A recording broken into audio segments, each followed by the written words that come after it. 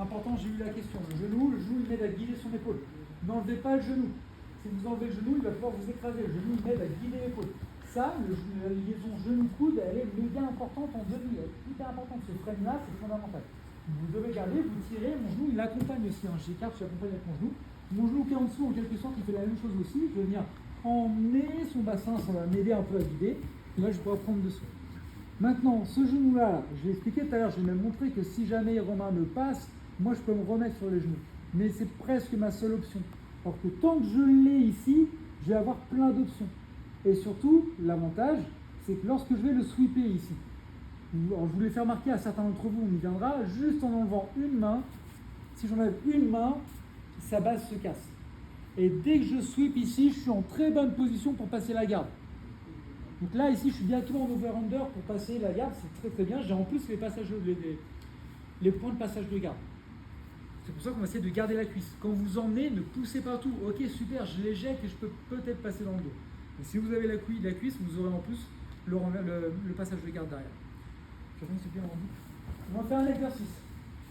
Vous mettez directement en dip. La meilleure dip que vous pouvez. Je bloque le genou, je verrouille la hanche. Je vais remonter. Et Romain doit à tout prix sortir de là. Et vous devez ici, alors le tout, c'est pas de forcer comme un point, de serrer, c'est d'essayer de déséquilibrer et de réajuster.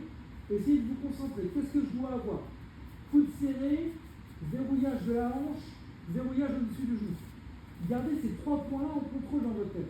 Et si à un moment donné, il essaye de rentrer dessous, vous essayez de garder, je serre. Si le genou il commence à passer, je retire. Si son genou ici commence à se lever, je remonte. Je ramène, je reviens, essayez de récupérer chaque point de contrôle et vous gardez comme ça pendant 1 minute et Romain doit à tout prix sortir. Okay, le but c'est de garder la vie. Vous pouvez très bien aussi l'emmener vers l'avant, comme je l'ai expliqué. À chaque fois, dès que vous sentez que vous commencez à perdre, hop, boum, on pousse vers l'avant. Et j'arrive, dès qu'il revient, je repousse vers l'avant. Hyper important. Un truc, j'y pense, balancer vers l'avant, ça marche que s'il est au-dessus de moi. Si je le pousse à l'avant et que je le garde ici, et que je peux le garder, je ne peux plus le refaire. Donc c'est peut-être pas mal, lorsque vous fatiguez un peu, lorsque vous êtes pas mal attaqué, de laisser revenir et de repartir vers l'avant. Parce qu'à un moment donné, ici, il va s'installer, il va commencer à sortir un peu le genou, vous ne pourrez plus le remettre vers l'avant. Et vous ne pourrez plus revenir en arrière. Donc si vous sentez que ça commence à craindre un peu, on revient un peu en arrière, je remonte les jambes, et là je vais pouvoir le rebalancer vers l'avant. Ça va jouer beaucoup avec le balancier au niveau des jambes. On se met